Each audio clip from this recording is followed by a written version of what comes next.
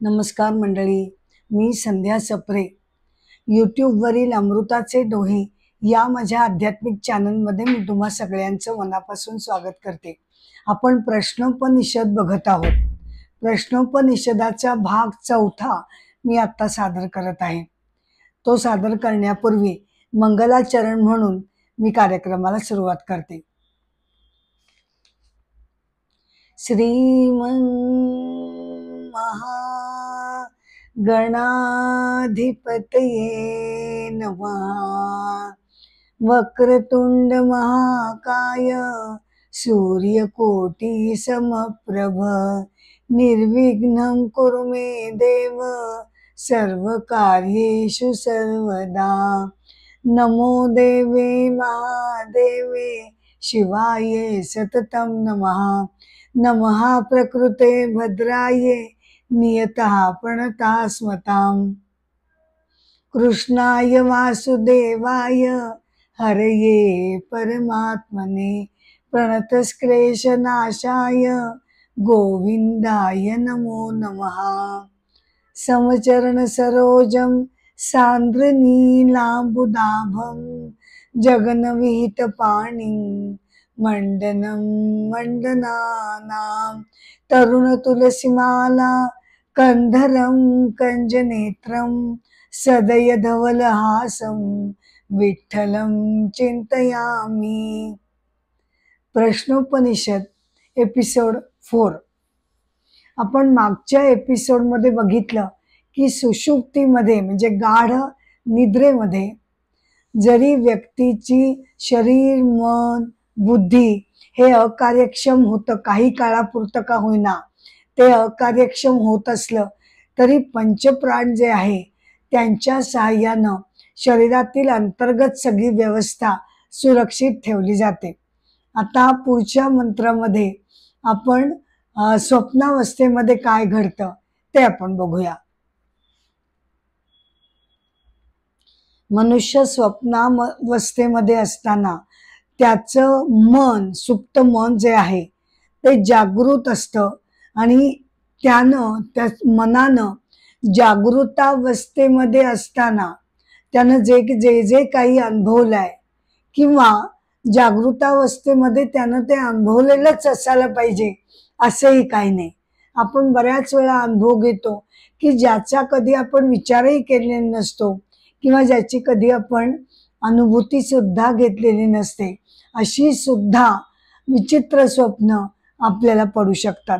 त्यामुळे पाहिलेलं, अनुभवलेलं, न पाहिलेलं, न अनुभवलेलं असं दोन्ही स्वप्नावस्थेमध्ये मन बघत असतं. तेव्हा मन जागृत असतं, मनच ड्रीमर होतो, म्हणजे स्वप्न बघणारा मन होतो. आणि जे स्वप्न चालू आहे, जे घडतंय ते सुद्धा मनच असतं, दुसरं कोणी आलेलं नसतं. स्वप्नामध्ये आपण 4 मित्रमैत्रिणींना भेटलो म्हणजे काय ते प्रत्यक्ष आलेले नसतात, मनच त्या मित्रमैत्रिणी बनलेले असतात आणि मनच मी सुद्धा ड्रीमर म्हणून बनलेली असते.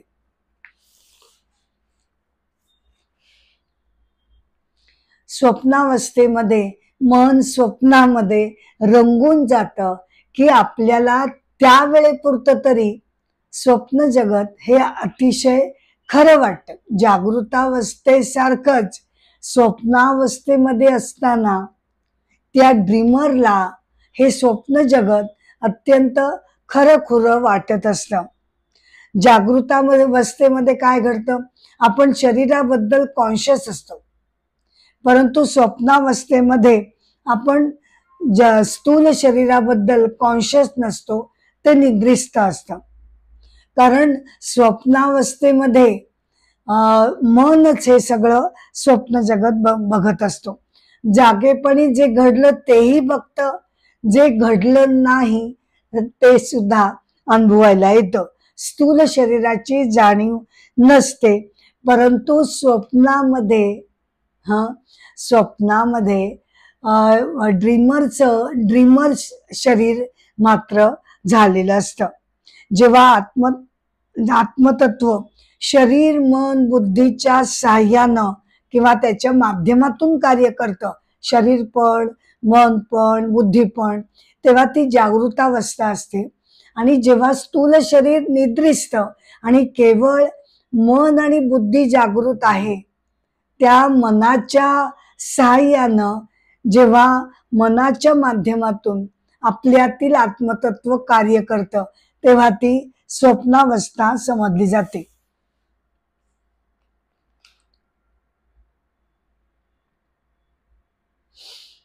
पुढचा मंत्र. जेव्हा मन हे आत्म्याच्या स्वप्रकाशामध्ये, बर का, जेव्हा मन हे आत्म्याच्या स्वप्रकाशामध्ये विलीन होतं, तेव्हा तो स्वप्न बघत नाही. परत एकदा गाढ निद्रा किंवा सुषुप्ती याच्याकडे महर्षी वळलेले आहेत. ते म्हणतात गाढ निद्रेमध्ये काय होतं, मनुष्य जागा नसतो. मनुष्य स्वप्न सुद्धा त्यावेळेला बघत नाही. त्यावेळेला त्याचं मन हे सुद्धा, मन स्वप्नावस्थेमध्ये कार्य करत असतं. हळूहळू ते सुद्धा अकार्यक्षम होतं, निद्रिस्त होतं. म्हणजे काय, तर ते आत्म्याच्या स्वप्रकाशामध्ये ते विलीन होऊन जातं. तेव्हा आपल्याला गाढ निद्रेमध्ये अपूर्व आनंद असा मिळत असतो. हा आनंद नकारात्मक असतो. म्हणजे कसा, की त्यावेळेला मन जाग नाही, विचार नाहीत, वृत्ती नाहीत, राग नाही, लोभ नाही, द्वेष नाही, संताप नाही, कुठच्याच भावना गाढ निद्रेमध्ये नसल्यामुळे वृत्तींचा, विचारांचा, विकारांचा तिथे अनुभवच येत नसल्यामुळे तो नकारात्मक आनंद म्हटला जातो. का, कारण जागे झालं की परत त्या सगळ्या वृत्ती, ते विचार तरंग, विकार हे सगळे वरती येतात आणि पुन्हा आपण सुख दुःखांच्या जगामध्ये परत प्रवेश करतो. त्यामुळे केवळ गाढ निद्रेमध्ये हा नकारात्मक का होईना, पण मनुष्याला पूर्ण आनंद मिळतो.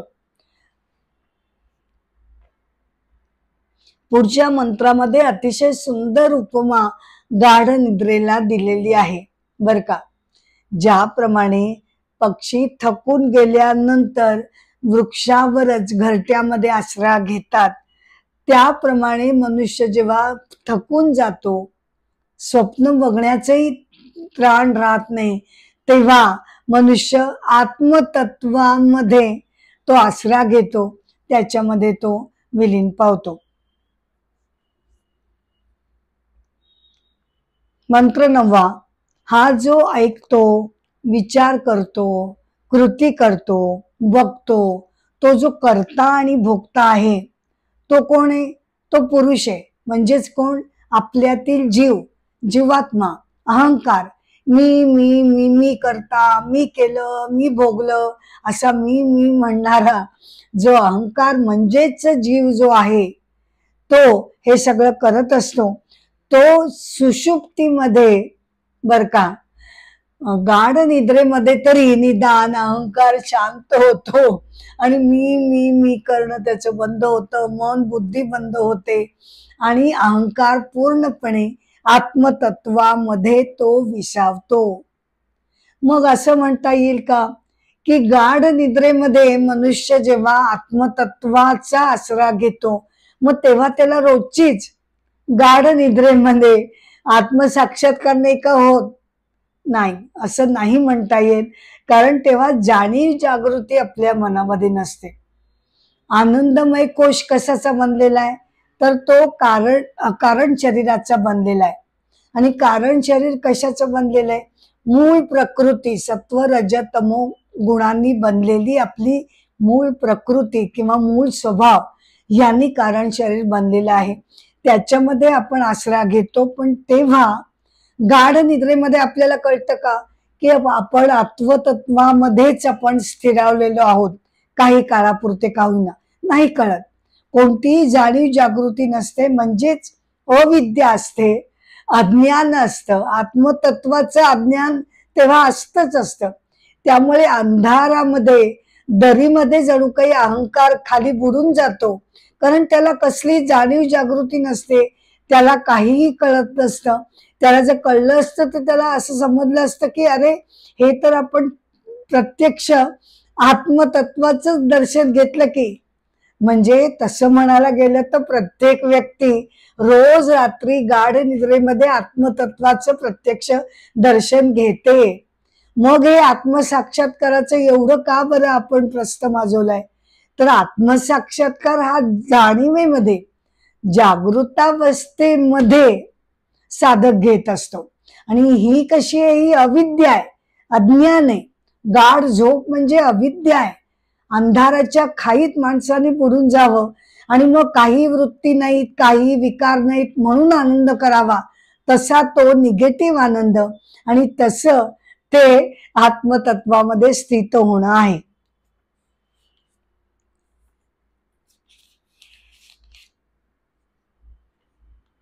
परंतु जो ज्ञानी साधक आहे तो जे हे जाणतो की आपल्यातील अविनाशी चैतन्य तत्व हे शरीरहीन आहे, म्हणजे शरीर वरती त्याच्या लपटलेलं आहे, ते त्याचं नाहीये. शरीर त्याचं असूच शकत नाही, कारण तो निर्गुण आहे, निराकार आहे, त्याला अवयव नाहीत. त्याच्या भोवतीचं आवरण म्हणजे आपलं शरीर आणि मन आहे. आतला जो गाभा आत्मतत्व आहे तो निर्गुण आहे, आकारहीन आहे, रंगहीन आहे, रूपहीन आहे. असा तो निर्गुण निराकार अज अविनाशी सनातन चिरंतन तत्व आहे. हे जो जाणतो तो सर्वज्ञ होतो आणि तो अमर्त्य होतो. अमर्त्य होतो म्हणजे शरीर आणि मनानं तो अमर्त्य होत नाही.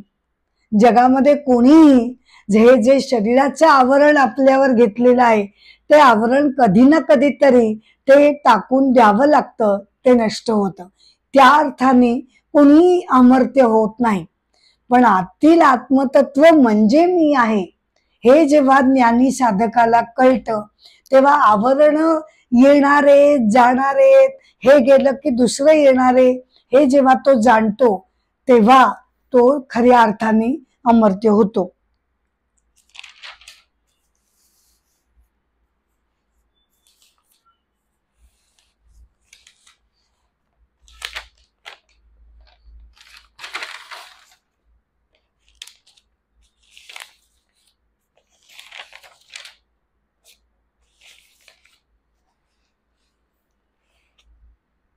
इथे मी स्वामी दयानंद सरस्वती यांची एक कथा सांगणार आहे.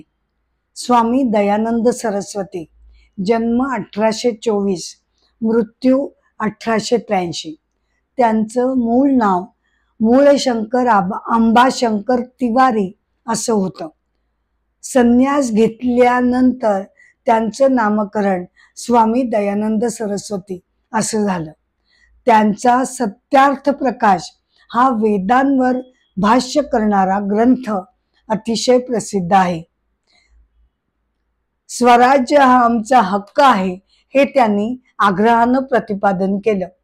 वैदिक धर्माचा प्रचार करण्यासाठी त्यांनी 1875 मध्ये मुंबई येथे आर्य समाजाची स्थापना केली. बर का, मुंबईमध्ये आर्य समाजाची स्थापना वैदिक धर्माचा प्रचार करण्यासाठी केली. यामध्ये त्यांनी स्त्रियांना मान सन्मान द्यावा हे आग्रहानं त्यांचं मत मांडलं. त्यांचे शिक्षण याच्यावर त्यांनी भर दिला. त्यांचं विश्वाला आर्य म्हणजे श्रेष्ठ करत राहा असं त्यांचं घोषवाक्य होतं.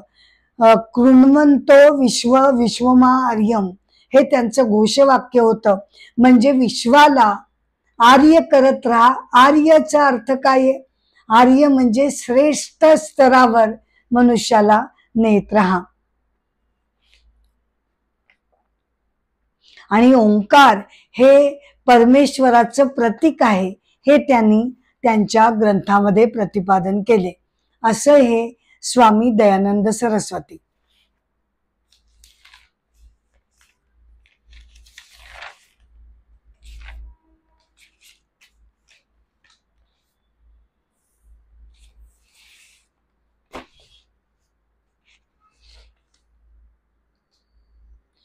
आता आपण प्रश्नोपनिषदाच्या 5व्या प्रश्नाकडे आपण वळणार आहोत. प्रश्न 5वा. शिबी पुत्र सत्यकामानं गुरूंना विचारलं की जो ओंकार साधना अखंड करतो तो मृत्यूनंतर कोणत्या गतीला किंवा कोणत्या लोकाला तो जाऊन पोचतो. म्हणजे ओंकार साधना साधकानं जर आमरणांत म्हणजे आयुष्यभर निष्ठेने निश्चयपूर्वक जर त्यांनी केली तर अशा साधकाची गती ही काय असते.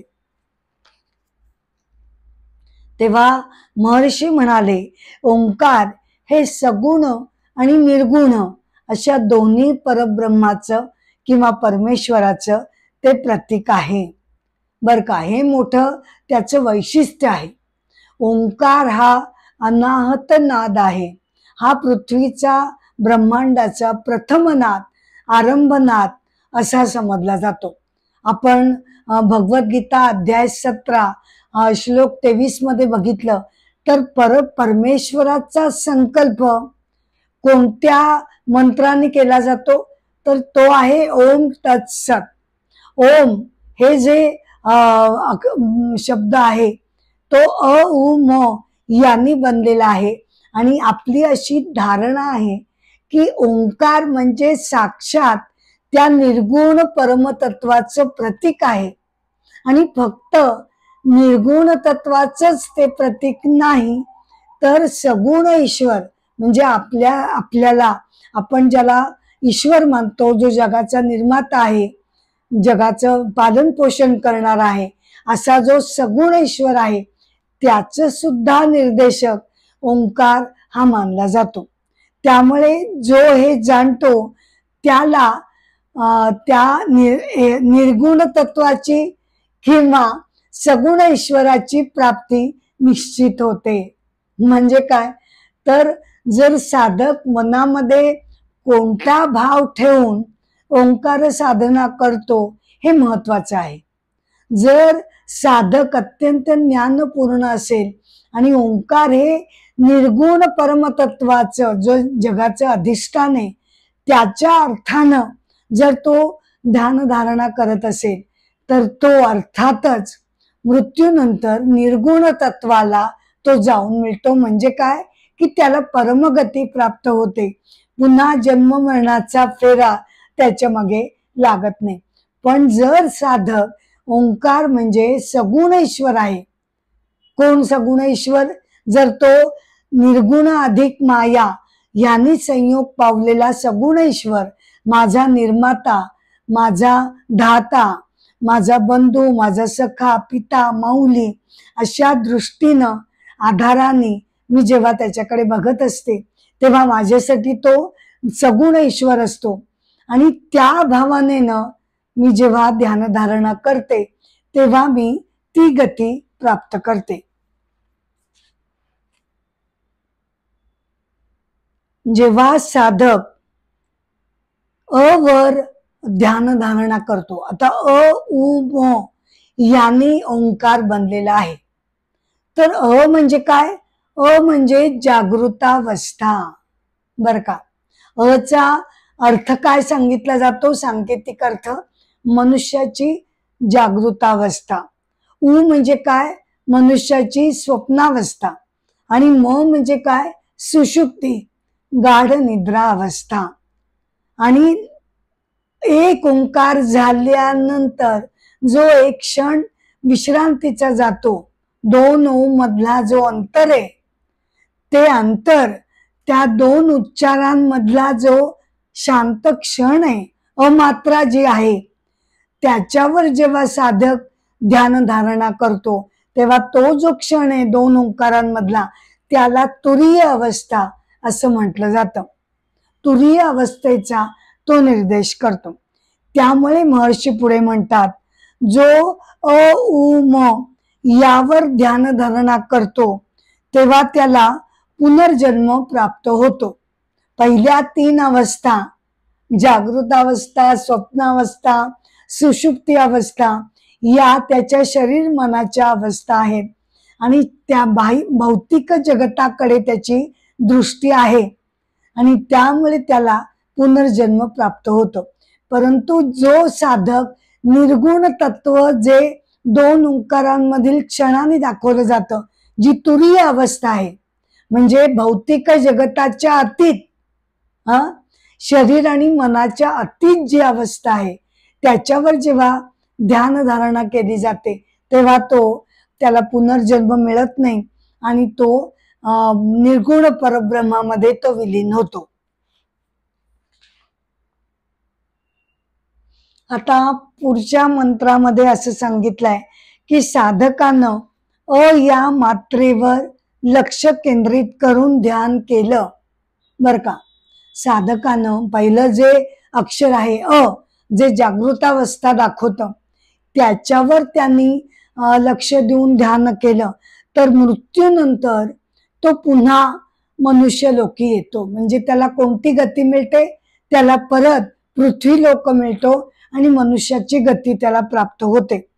आणि मग त्यानंतर तपस्या, ब्रह्मचर्य आणि श्रद्धेनं नंतर तो क्रमाक्रमाने निर्गुण परमतत्वामध्ये तो विलीन होतो.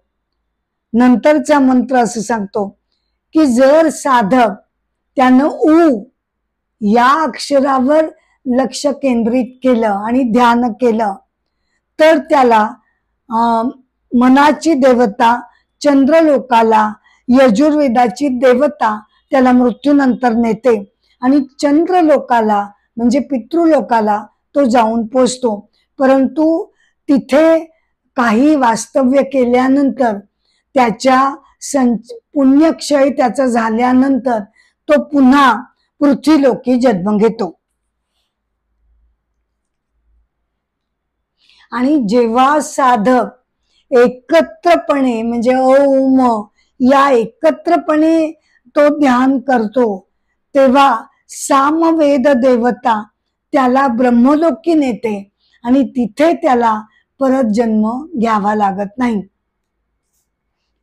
म्हणजेच त्याचा अर्थ महर्षी असं सांगतात की जेव्हा साधक ओमचं ध्यान प्रत्येक मात्रेवर, मात्रा म्हणजे ओम, प्रत्येक मात्रेवर वेगवेगळेपणाने करतो तेव्हा त्याला मनुष्यलोक प्राप्त होतो. पण जेव्हा तो तिघांवर एकत्रितपणे ध्यान करतो तेव्हा त्याला परत पुनर्जन्म भोगावा लागत नाही. तो परमतत्वाला तो जाऊन मिळतो.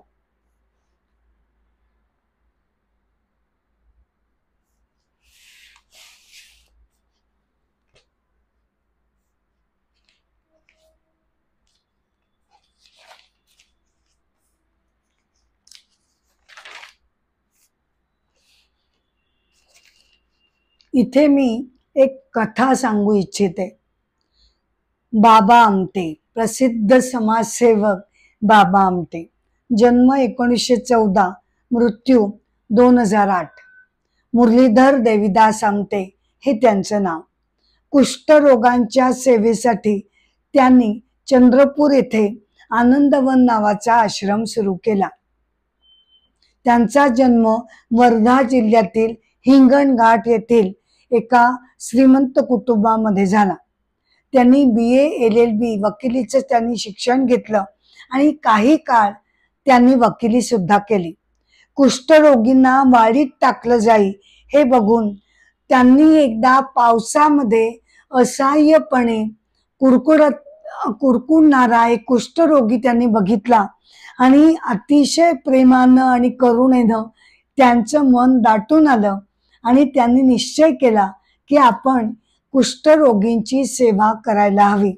व त्याला घरामध्ये त्यांनी नेलं, त्याची सेवा केली आणि तेच त्यांचं मग आयुष्याचं ध्येय ठरलं. 1952 मध्ये आनंदवनाची त्यांनी स्थापना केली. तिथे तिथे वैद्यकीय उपचार, नंतर प्रशिक्षण म्हणजे रोगींना नुसतंच बरं करणं नाही तर त्यांना ट्रेनिंग देऊन त्यांना आर्थिकदृष्ट्या स्वावलंबी बनवणं हे सुद्धा ध्येय त्यांनी त्याचा पाठपुरावा केला. आणि त्या रोग्यांचं पुनर्वसन करण्याचं ध्येय त्यांनी डोळ्यासमोर ठेवलं. यासाठी हॉस्पिटल आणि इतर प्रकल्प त्यांनी सुरू केले. हातमाग, सुतारकाम वगैरेचे ट्रेनिंग त्यांनी रोगींना द्यायला सुरुवात केली. त्यांना अनेक पुरस्कारांनी सन्मानित करण्यात आलं. मॅगेसेसे पुरस्कार त्यांना मिळाला. संयुक्त राष्ट्र यांचा मानवी हक्क पुरस्कार असा त्यांना मिळाला.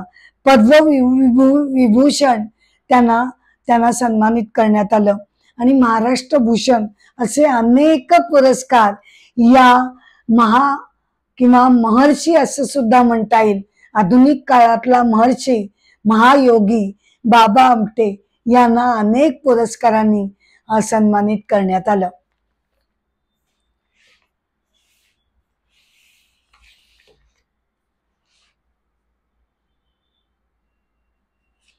आता वळतोय आपण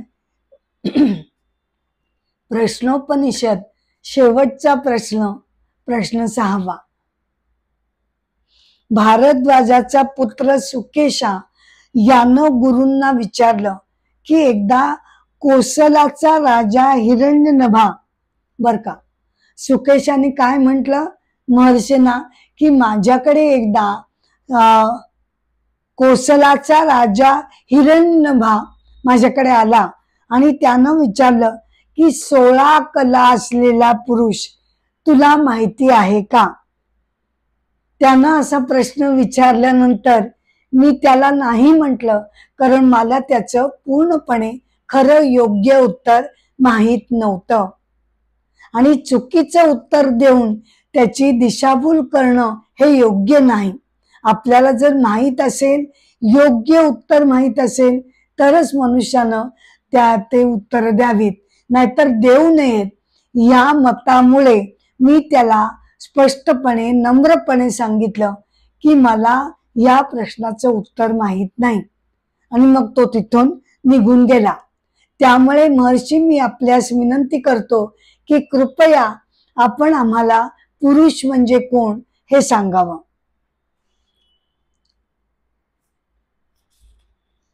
तेव्हा दुसऱ्या मंत्रामध्ये महर्षी म्हणाले, हा पुरुष म्हणजे चैतन्य तत्व, सगळ्या जगताला मूळ पाया असलेलं जे परमतत्व, त्याला परमात्मा असं जगतासाठी म्हटलं जातं. आणि तेच परमतत्व जेव्हा व्यक्तीच्या हृदयामध्ये असतं तेच तत्व, फक्त नावं वेगळी देतात.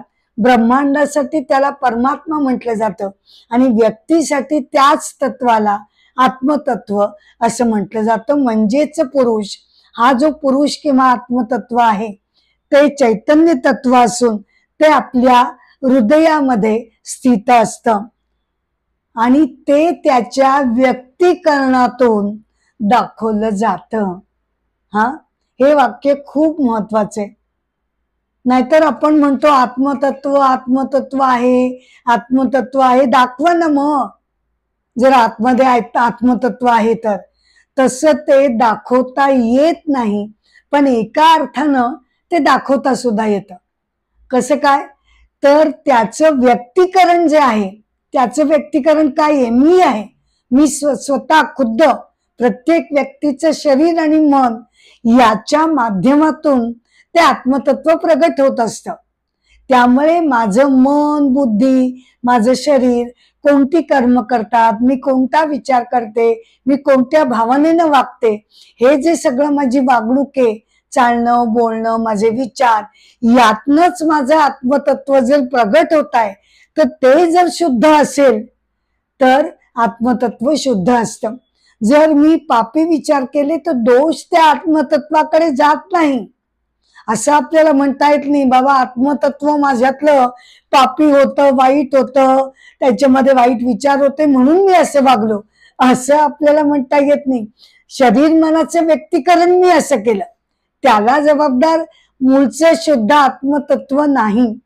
शुद्ध आत्मतत्वाला खऱ्या अर्थानं जर आपल्याला प्रगट करायचं असेल तर आपल्याला सुद्धा आपण अतिशय शुद्ध मनानं, सात्विक मनानंच त्याची प्रचिती लोकांना दाखवायला हवी.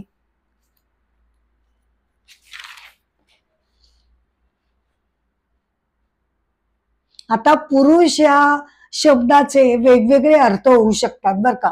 इथे आपण बघितलं पुरुष म्हणजे मूळ आत्मतत्व, परंतु कधी कधी पुरुष म्हणजे अहंकार, जीवात्मा, जीव याला सुद्धा तो शब्द वापरला जातो. मंत्राच्या अर्थानुसार आपल्याला काय अर्थ अभिप्रेत आहे हे लक्षात घ्यावं लागतं. यावरनं मला एक आठवलं, स्वामी विवेकानंदांनी रामकृष्ण परमहंस रामकृष्णांना विचारलं होतं की परमेश्वर खरोखर असतो का, हा असेल तर तो मला सिद्ध का होत नाही. तेव्हा रामकृष्णांनी मोठं सुंदर उत्तर दिलं होतं. ते म्हणाले प्रत्येकाच्या हृदयामध्ये परमेश्वर असतोच असतो, हा आणि तो प्रत्येकाच्या वागणुकीमधनं सिद्ध होतो. म्हणजे आपल्यावर ते अवलंबून आहे. माझ्या वागणुकीमुळे जर ती शुद्ध, सात्विक, पवित्र असेल तर निश्चितपणे आत्मतत्व, ईश्वर दर्शन, आपल्यातील ईश्वर तत्व आपण ते प्रगट करू शकतो. नंतरच्या मंत्रामध्ये असं म्हटलेलं आहे, ज्याप्रमाणे नद्या सागराला मिळाल्यानंतर कितीतरी नद्या सागराला मिळत असतात, त्याच्यामध्ये विलीन होतात. आपण जेव्हा सागराकडे बघतो तेव्हा ही नदी ह्याच्यात होती, त्या नदीचं पाणी ह्याच्यात आहे, असं आपल्याला डिफरन्शिएट करता येत नाही. किती नद्या त्याच्यामध्ये मिळालेल्या का असेनात, आता नदीचं अस्तित्व, स्वतःचं वेगळं नाव, स्वतःचं वेगळं रूप, स्वतःचं वेगळं पाणी त्यामध्ये असू शकत नाही. ते सगळं मिळून आता सागर म्हणून त्याची आयडेंटिटी निर्माण होते. सागर म्हणूनच ती आता ओळखली जाते. त्याचप्रमाणे सगळेजण त्या जन्माला येतात, विकसित होतात आणि अंती तिथे विलीन होतात.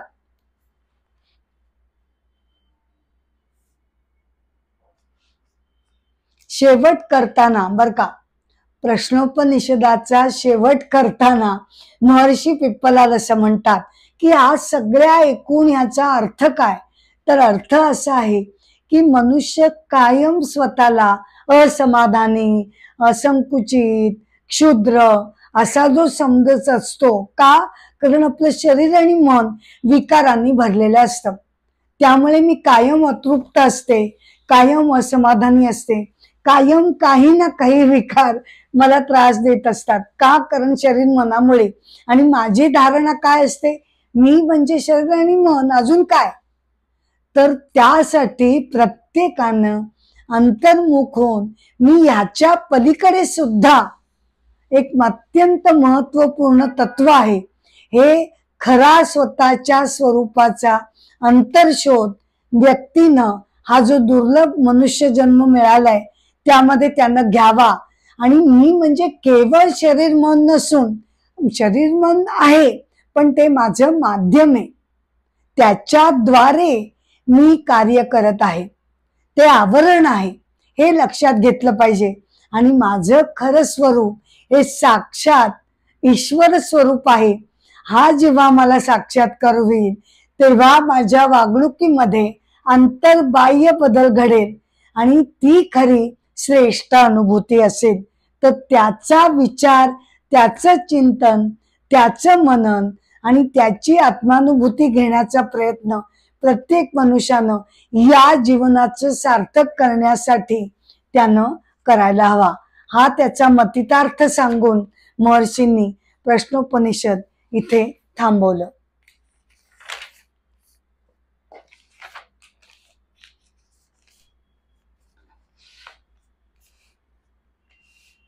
प्रश्नोपनिषद भाग 4 इथे मी समाप्त करते. प्रश्नोपनिषद सुद्धा आपलं पूर्ण झालेलं आहे. एका सुंदर कथेनं मी हा शेवट करत आहे. बृहदारण्यक उपनिषदामध्ये याज्ञवल्क आणि जनक राजा यांचा एक प्रसिद्ध संवाद आलेला आहे. जनक म्हणजे सीतेचे वडील नाही, पिता नाही, तर हा वेदकालीन जनक आहे बर का. वेदकालीन विदेह किंवा मिथिला नगरीचा राजा जनक हा स्वतः आत्मज्ञानी होता.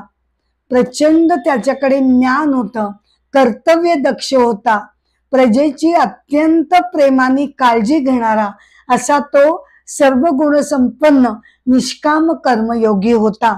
आणि म्हणूनच भगवद्गीता अध्याय 3 मध्ये श्लोक 20 मध्ये निष्काम कर्म जर मनुष्यानं केलं, निष्काम म्हणजे मनामध्ये आसक्ती न ठेवता जर मनुष्य कर्म करत राहिला, श्रद्धेनं ते कर्म करत राहिला आयुष्यभर, तर त्याला निश्चितपणे परमगती प्राप्त होते, म्हणजे मोक्ष मिळतो. हे भगवंत अर्जुनाला समजावून सांगताना ते ह्या जनक राजाचं उदाहरण त्याला देतात. हा तो वेदकालीन राजा जनक. गीता अध्याय 3 श्लोक 20 मध्ये भगवान असं म्हणतात की जनकादिकांनी सुद्धा कर्मानेच म्हणजे निष्काम कर्माने सिद्धी प्राप्त केली. हाच तो राजा जनक.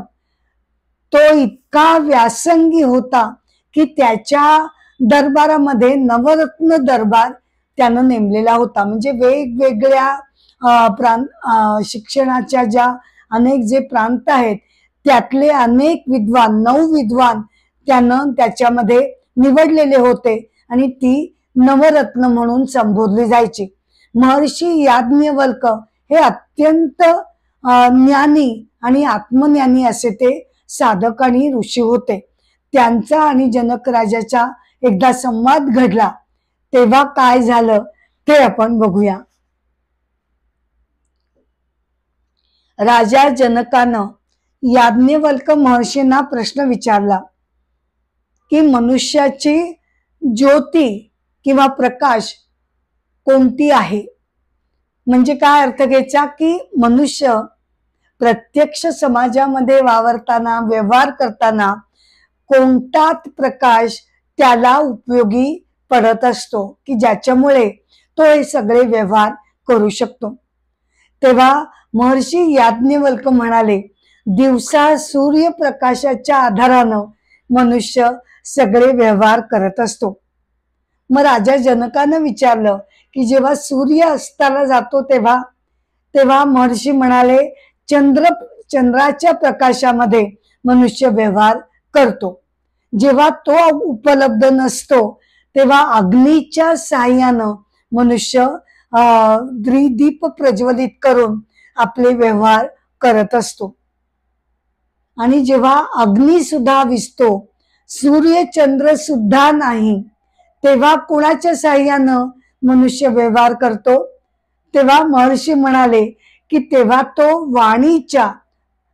वाणी रूप ज्योतीच्या साह्याने म्हणजे एकमेकांशी बोलून, संवाद करून, प्रश्न विचारून तो आपले व्यवहार करतो. आणि जेव्हा वाणी सुद्धा शांत होते, जेव्हा वाणी सुद्धा बोलत नाही, तेव्हा कोणत्या ज्योतीच्या साह्यानं व्यवहार केले जातात. तेव्हा महर्षींनी उत्तर दिलं की आत्मज्योतीच्या साह्यानं तेव्हा व्यवहार केले जातात. म्हणजेच सूर्य ज्योती, चंद्र ज्योती, अग्नी ज्योती, वाघ ज्योती आणि शेवटची 5वी आत्मज्योती या ज्योतींच्या साह्यानं मनुष्याचे व्यवहार घडतात. आत्मज्योती ही आपल्यातील जी आहे ती स्वयंप्रकाशित आहे. आत्मज्योतीमुळेच मन आणि बुद्धीला प्रकाश मिळत असतो आणि त्याच्यामुळेच आपल्याला जाणीव होते, आपल्याला जाणीव मिळते, ज्ञान घेऊ शकतो. अशी ही आत्मज्योती आपल्यात असल्यामुळे या 5 प्रकाशांच्या 5 ज्योतींच्या सहकार्यानं आपण कार्य करत असतो. असा हा महर्षी याज्ञवल्क आणि राजा जनक यांच्यातील संवाद आलेला आहे की ज्यामध्ये आत्मज्योतीचं सर्वश्रेष्ठत्व महर्षी याज्ञवल्कांनी समजावून दिलेलं आहे. राजा जनक हा अत्यंत निस्संग बुद्धीनं निरासक्त होऊन कोणतीही कामना, इच्छा, लोभ मनात न ठेवता तो अगदी सात्विक वृत्तीनं, शुद्ध मनानं तो राज्यकारभार करत असे आणि प्रजेचा सांभाळ तो करत असे. एकदा तो जनक राजा आणि सुलभा संवादामध्ये त्यानं सुलभेला, ती पण एक ब्रह्मवादिनी, योगिनी, ज्ञानी अशी स्त्री, वेदकालीन स्त्री समजली जाते, तिला तो समजावून सांगताना म्हणाला की मी जरी राज्यकारभार करताना दिसत असलो, मी जरी राजा म्हणून लोक माझ्याकडे बघत असले, तरी सुद्धा हा सगळा कारभार मी अत्यंत निस्संग मनानं मी करत आहे. म्हणजे उदाहरण देण्यासाठी त्यानं सांगितलं की माझा एक हात तुम्ही मोठ्या कौतुकानं, प्रेमानं, चंदनानं माखलात, आणि दुसरा हात तुम्ही कापून टाकलात, तरी सुद्धा दोन्ही ठिकाणचं सुख दुःख मला सारखंच आहे. म्हणजे अत्यंत शांत स्थितप्रज्ञ भावनेनं मी माझी सगळी कर्तव्य करत आहे. तो स्वतः आत्मज्ञानी होता तरी सुद्धा त्यानं राज्यकारभार, आपली कर्तव्य त्यांनी सोडली नाहीत आणि निष्ठेनं तो आपली कर्तव्य करत राहिला. तर अशी ही पंचज्योती, आत्मतत्व ज्योती हा त्याचा मुख्य आधार आहे आणि बाकीच्या या भौतिक ज्योती आहेत. सगळ्यांच्या आधाराने आपण आपल्या आयुष्याची मार्गक्रमणा करत असतो. प्रश्नोपनिषद भाग 4 इथे मी त्याची सांगता करत आहे. मी ही सांगता करत असले तरी तुम्हाला नम्रपणाने विनंती करते की कृपया अमृताचे डोही या माझ्या चॅनलला आपण शेअर करावं, लाईक करावं, सबस्क्राईब करावं, ही माझी नम्र विनंती आहे. अजून पुढे प्रश्नोपनिषद इथे संपलं असलं तरी नवीन नवीन विषय घेऊन मी तुमच्या भेटीला येतच राहणार आहे. एपिसोडचा शेवट मी गजरानं करत आहे. जय जय राम, राम कृष्ण हरी. जय जय राम, राम कृष्ण हरी हरी. राजा राम कृष्ण हरी, राजा राम कृष्ण हरी हरी. जय जय राम, राम कृष्ण हरी हरी. नमस्कार.